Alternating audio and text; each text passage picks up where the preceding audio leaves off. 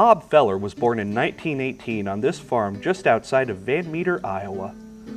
He grew up like many farm kids did, tending to livestock, shucking corn, and doing any other chores that needed to be done that day. In their free time, Bob's father instilled in Bob a love for baseball. Bill Feller built a ball field in a lower part of his farm where local teams could play, and he also fashioned a mound for his son to practice his new favorite hobby of pitching.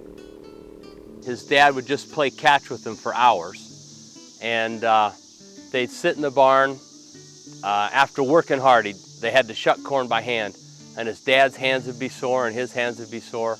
Then they'd go out and play catch, and his dad would shake his hand, tell him to take a break, and the kid was like 12, 13 years old and couldn't take a break. His father built him a baseball field in Iowa with a scoreboard and a small stand of bleachers, and sowed corn and wheat, mostly wheat, so he could harvest it quickly and they could play baseball. Bob spent his summers throwing to this plate and his winters throwing to his barn door, which eventually got destroyed thanks to the power of his fastballs. He also joined an American Legion team in Adel. Despite it being a team of teenagers, this group likely had the most legendary battery in the history of baseball in Iowa, with Feller throwing to his catcher, future Heisman Trophy winner Nile Kinnick. Word got around about the hard-throwing youngster on the Adel team, and legendary Cleveland scout Cy Slapnicka took a look at him. One look was all that Slapnicka needed. I sat down on an automobile bumper and sat there for 6 innings. It must have been an uncomfortable seat, but I never noticed. All I knew was I was looking at an arm the likes of which you see only once in a lifetime. Cy Slapnicka in 1935. Slapnicka quickly wrote up a contract after that game and signed him to the Indians. The very next season, Feller found himself in League Park as a 17-year-old starting pitcher, still the youngest regular major leaguer in history. Feller took the league by storm. After 6 relief appearances, Indians manager Steve O'Neill called on Feller to start on August 23rd against the St. Louis Browns. Feller responded by striking out 15 batters, giving up only 1 run, and getting the win. With that, Feller cemented his spot in the starting rotation, and 3 starts later, he struck out 17 of Connie Mack's Philadelphia Athletics, which was a single-game record at that time, and he was still in high school. Coming up, being in the major leagues before he actually graduated from high school, just as a teenager, and pitching late in the season there, then going back, graduating high school, and then coming back and not just being an effective major league pitcher, but being really a premier star in the American League for the first 5 or so years of his career. By 1937, Feller was no longer just a pitcher, but a phenomenon. He fascinated the American public so much that NBC Radio broadcast his graduation from Van Meter High School to a national audience. He also continued his dominance on the mound. He led the league in strikeouts while he was still a teenager, and his fastball quickly became the stuff of legend. Here's the test that shows which is the faster, the racing motorcycle or the pitched ball. Coming down the highway at a speed of 86 miles per hour, the policeman crosses the pitching line, and there they go. Bingo! Too fast for you? Well, let's go back and do that scene over again for you. Now we'll see how you look in slow motion. Yes, sir, he's still going 86 miles an hour, but the ultra-speed camera slows him down for you to see better. There he goes over the line, and look, Bob Feller gives him a head start of 10 feet before he throws the ball. Watch the ball now. Bob's pitch is going all the way. In this test here, Feller's fastball ended up being calculated at a whopping 104 miles per hour. Another test of Feller's fastball in 1946 would show an even more astonishing reading of 107.9 miles per hour. Feller attributed his abilities to his farm work back home in Iowa. He felt that the work he did with his shoulders on, changing tractor wheels and milking cows and things like that built up immense strength in his wrists and fingers. And he felt that was the key to being a power pitcher too. What is perhaps Feller's most famous accomplishment on a baseball field came on opening day in 1940 when he no-hit the Chicago White Sox, the first and only opening day no-hitter in baseball history. 70 years ago in Chicago, it was the Norway Gray Day. Wind was blowing right off of Lake Michigan. off the ice and off the water. And my sister Marguerite was there. My dad and mother were there from Iowa. And I got into trouble. I had the bases full in the second inning. Struck out a hitter with a 3-2 count. My catcher, Raleigh Hemsley, drove in my roommate, Jeff Heath, in the fourth inning with a triple. Heath had singled. And in the ninth inning, I walked a man on purpose, Luke Appling, because he was fouling off a lot of balls.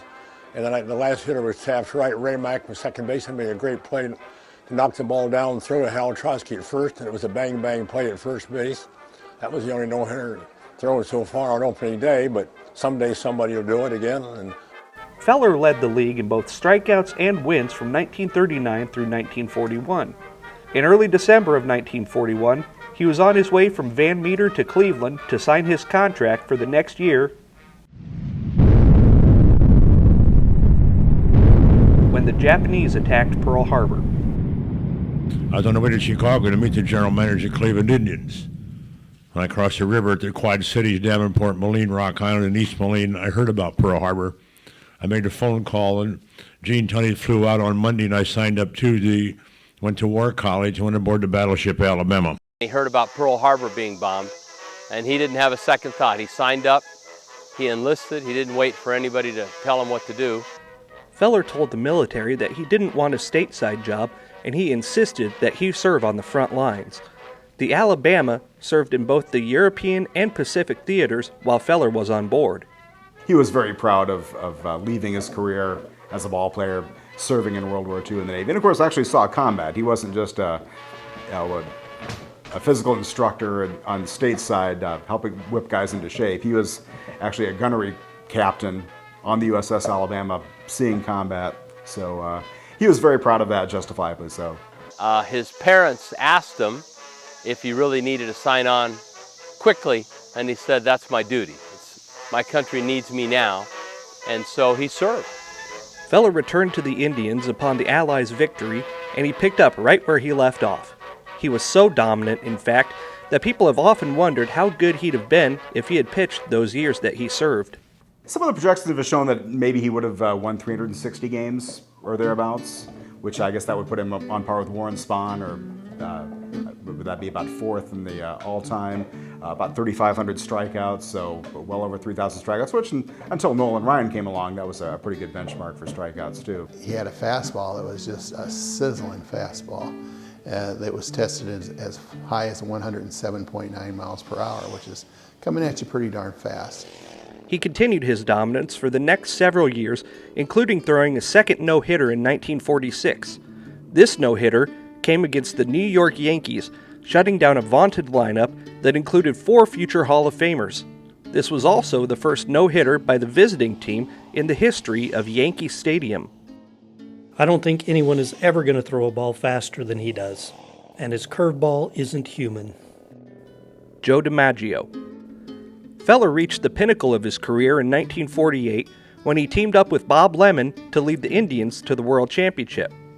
He added a third no-hitter in 1951, becoming the first pitcher to throw 3 no-hitters since the legendary Cy Young.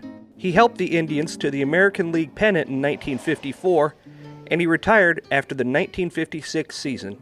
He finished his career with 266 wins and 2,581 strikeouts, despite missing 4 years of his prime due to the war. He was elected to the Hall of Fame in 1962 in his first year of eligibility, along with fellow legend Jackie Robinson. He served for many years as an ambassador to the game, promoting it both at home and abroad, including a brief time as a coach in Japan. His main contributions are he was a great ambassador for baseball. His whole career, his whole life, baseball was the number one thing for him, and he always did well for baseball. Baseball did well for him too. In addition, Feller helped to start Major League Baseball's pension plan. He set up a way for them to save money and for the owners to give a retirement to the players. Allowing you to have a young assistant with him, is that? He remained active into his 90s, making regular appearances for the Indians and even pitching against other Hall of Famers as recently as age 90. Watch out for a fight here. That's it for Bob Feller. Ladies and gentlemen, oh my goodness, what a great job. Bob Feller, one of the all-time great. Robert William Andrew Feller passed away after a brief battle with leukemia in 2010. The legacy that he left behind, though, has no end, especially in his beloved hometown of Van Meter.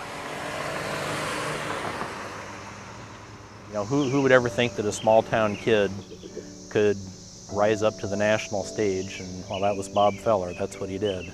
When he was young, I mean, he was their prodigal child, so to speak. So he went right away to the big leagues and played. He didn't ever play in the minor leagues. So he was well liked by the townspeople. He certainly has to rank as among the greatest Iowa athletes of all time. You know, up there with someone like Dan Gable, or obviously football fans are going to say Nile Kinnick. I think, you know, Bob Feller pitched to Lou Gehrig. He pitched to Ted Williams and Joe DiMaggio. He saw Babe Ruth bat.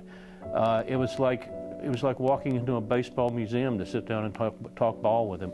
As far as today, I think that he set a good example for other kids to follow, that just because you're from a small town doesn't mean you can't achieve great things. Set your goals high and go for it.